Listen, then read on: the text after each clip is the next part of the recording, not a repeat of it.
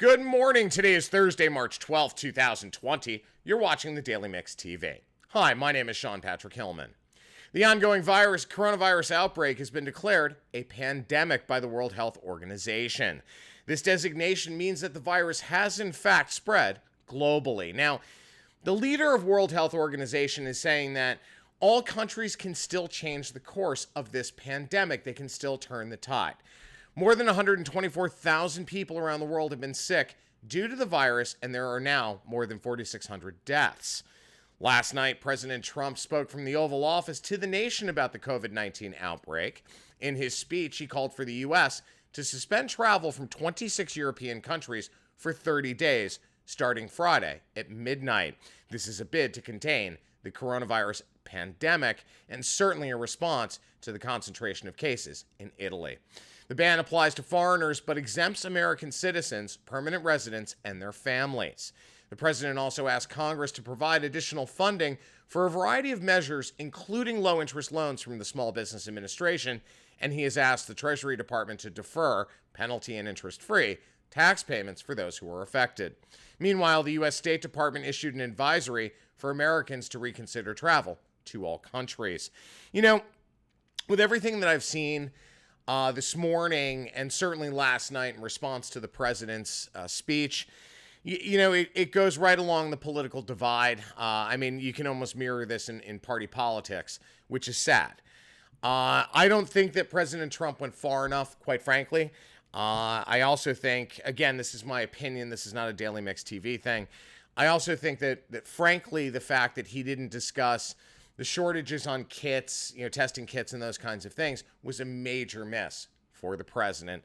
Now, the White House has been busy this morning issuing, corrective statements and clarity statements to the media, especially about the travel ban coming from Europe. So it's going to be interesting to see how this unfolds. In other coronavirus news, the stock market plunged at opening today, resulting in the second time the circuit breaker was tripped when the S&P fell 7%. Trading was frozen for 15 minutes. Now, analysts are citing investor and industry dissatisfaction with President Trump's efforts to stem the spread of coronavirus in the United States. The NBA has suspended the rest of its season after a Utah Jazz player tested positive for coronavirus. The decision comes after parts of the U.S., including San Francisco and Washington, announced bans on large gatherings, including sporting events. The NCAA says all March Madness college basketball games will continue as planned, but without fans in the arenas. FIFA has postponed World Cup qualifier matches in Asia from March and June until later in the year. Formula One suspended the China Grand Prix, and the Bahrain race on March 22nd will be held without spectators. Saturday's Six Nations rugby between France and Italy is postponed, as are England and Ireland's games with Italy. Hollywood power couple Tom Hanks and Rita Wilson are both infected with coronavirus, as they announced from Australia, where Hanks is filming a movie about Elvis Presley. I gotta say, the thing about Tom Hanks and his announcement, he really did approach it from such a Tom Hanks perspective. Very calm, very embracing, and, look, what are we gonna do? We're gonna be fine. We just need to rest and take medication and just, hunker down. People really, this is a scary prospect. Any way you look at it, folks. People need to remain calm. This is scary because of how contagious the virus is. And, you've got one side of the argument that are telling people, oh, this is bullshit. You don't need to worry about it. It's just like the flu. Well, no, it's not. Its mortality rate is 3 times that of the flu. So when you calculate that 2/3 of this country, between baby boomers and those who have immune systems that are compromised, whether they have something as simple as a cold or they've got something as complicated as cancer or HIV/AIDS or something like that, those people are particularly susceptible to this virus. So it isn't about you. It isn't about me. I mean, look, I'm in my early 40s. I'm somewhat healthy. Yeah, I smoke like a chimney and, that's not good. But I'm in no way in that sweet spot of people who could contract this virus and die from it. However, as I just said, 2/3 of this country are. And those are the people we need to be worried about. So take yourself out of the equation for a minute. Think about what Tom Hanks said. What are you going to do? You got to hunker down, you got to take your medication, you got to rest and stay away from people. That way it doesn't spread. On to more developments. The St. Patrick's Day parade in New York has been postponed thanks to Governor Andrew Cuomo. Bill de Blasio, the mayor of the city of New York, continues, unfortunately, to delude himself into believing that this is going to go away. I'm personally still confused how the mayor could possibly think hosting the parade with what's going on is a good idea. Between 1.5 and 2 million people line Fifth Avenue every year for the world's oldest and largest St. Patrick's Day celebration. How you could think 2 million people in any space, whether it's outdoors or indoors, being together during an outbreak makes sense is beyond me. So Governor Cuomo worked with the parade committee to determine whether it was the right path to cancel it. Of course it was. We're going to see what's going to happen. They're claiming they're going to reschedule it, but we just don't know enough yet. Broadway may go dark in the coming days as things are escalating in New York right now. The city is weighing all of its options. Now, I spoke to a few friends in City Hall, and I personally have heard that the city has been running some very aggressive modeling as to what to do next, despite Mayor de Blasio's inaction to date.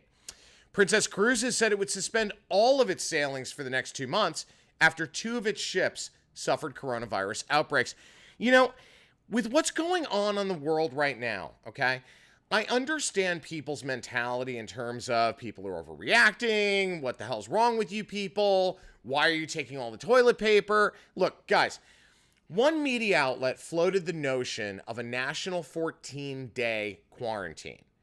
That is what is driving the fear. They're making these decisions in a vacuum and out of a gut reaction to something that is, yes, very dangerous, and it does spread very quickly. But again, for people who aren't, let's say, 50 and over, if you're 50 and under, the likelihood that you're going to die from this is pretty small. Now, the bigger issue is you become a carrier. So I'm going to use myself as an example, as I did yesterday. Let's say that I get the virus, and it isn't about me. Yeah, it sucks, and you got to be homebound for a while, and you got to take medication and all this fun stuff, sure. But what if I'm carrying the virus and I go visit my parents, both of which are over the age of 70? My father doesn't have the best, respiratory system in the world because he was a smoker. I'm the same way, unfortunately, as I've been a smoker most of my life. So thinking that through, I could infect them and they could potentially die from this. That's where the big concern really is. And people need to wrap their heads around that, not around the run on toilet paper, the stock market collapsing. Look, yes, the stock market is down exponentially over the last week out of fears around this virus and things that are related to this virus. But that doesn't mean you're going to die. So look, the stock market will come back. People will get through this, but we do need to do it with cooler heads, staying calm.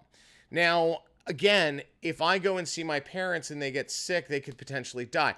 That's the big concern here, and people need to stop focusing so much on all of the announcements. And guys, this isn't designed, these announcements like, the NBA canceling its season. These announcements are not designed to stop the virus. They're designed to stop the spread of the virus. And that is the big thing right now. We have to put a nail in the coffin of the spread of COVID-19. That's the focus. Once we get down to that, researchers are still developing their vaccines. You still have all of these testing kits that are being produced. Apparently, by the end of this week, we're going to have 4 million new kits in the country, which is great. So we just need to hunker down, stay focused, and remain calm. All right, on to more news. Modell Sporting Goods is going out of business. That's right. You're not going to go to Moe's anymore. The nation's oldest family-owned and operated retailer of athletic apparel, footwear, and sporting goods yesterday filed for Chapter 11 bankruptcy protection. Modell's, in partnership with Tiger Capital Group, will initiate store closing liquidation sales beginning tomorrow. Online sales will continue during the process. Quote, "This is certainly not the outcome I wanted. and it is one of the most difficult days of my life. But I believe liquidation provides the greatest recovery for our creditors. And that's Mitchell Modell, who's the CEO of Modell's. Sporting goods retailers have had a really difficult time in recent years, taking hits by online and discount competition. Among the chains that have shut down over the years include Sports Chalet, Sports Authority, and City Sports. Now, in his statement, Modell said that over the past year, the company evaluated several options to restructure its business to allow it to maintain operations. Unfortunately, that didn't work out.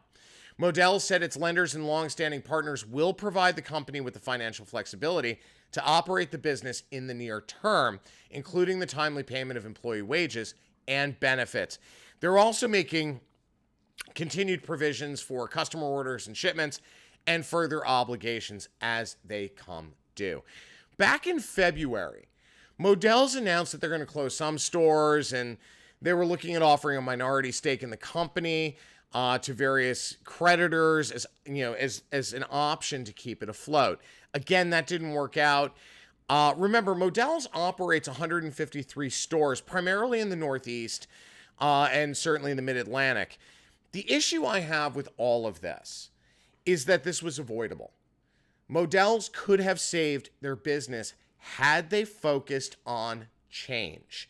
Instead, they focused on the balance sheet and didn't look at the realities of what was going on in the market. So, as sad as it is to see Modell's go, there's a rumor on the street this morning that someone will come in and buy up all of the liquidated inventory as well as the store leases. Who that company is going to be, we don't know at this time. Houston-based Landry's Incorporated and an affiliate have completed the acquisition of the Palm Steakhouse chain. Billionaire Tillman Fertitta announced on March 11th. So yesterday he came out and basically said that, again, sorry, I'm still a little congested, guys. He came out and stated that, he's acquired this and other acquisitions have closed as well to create basically this really large hospitality company. So Landry's, which is wholly owned by Fertitta, paid $45 million to buy the restaurant from Naples, Florida-based Just One More Restaurant Corporation, which filed for bankruptcy protection last March. Landry's also closed on the purchase of sister steakhouse chains Del Frisco's Double Eagle Steakhouse and Del Frisco's Grill in early November of 2019. Landry's bought the chains from private equity firm El Cateron for an undisclosed amount after the firm bought Texas-based Del Frisco's restaurant group earlier this year for approximately $650 million. Landry's operates more than 600 high-end casual dining establishments around the world. And when you look at what they're doing, it's actually very interesting. They rebranded McCormick and Schmick's Steakhouse and Seafood and Steaks as M&S Seafood Steaks and Oysters. And they're looking at their options in terms of how to pivot business to become more profitable and certainly streamline operations. So from that perspective, it's very smart. I'm going to be curious to see what's going to happen once we come out of this coronavirus period, because, guys, as I said before, it will go away eventually, whether it's through a vaccine or, we've basically eliminated all spread of the virus, those kinds of things. The market will come back. So I'm going to be interested to see once people start dining out again, after this situation, because a lot of people aren't right now. I'm going to be interested to see what their numbers look like, because frankly, I think the acquisitions they've made are very smart. I mean, when you get into Del Frisco's and the Palm, those are two very powerful steakhouse brands. So for them to do this makes a lot of sense. And I'm going to be very curious how Landry's deals with growth. All right, folks, today's going to be a short episode. I'm out of time. Again, my name is Sean Patrick Hillman. I'm the editor-in-chief of the Daily Mix TV. If you guys have any questions, comments, or story ideas, please email thedailymixtv@gmail.com. Have a great day, guys. Stay safe. Remember, hot water and soap to wash your hands. We'll see you tomorrow.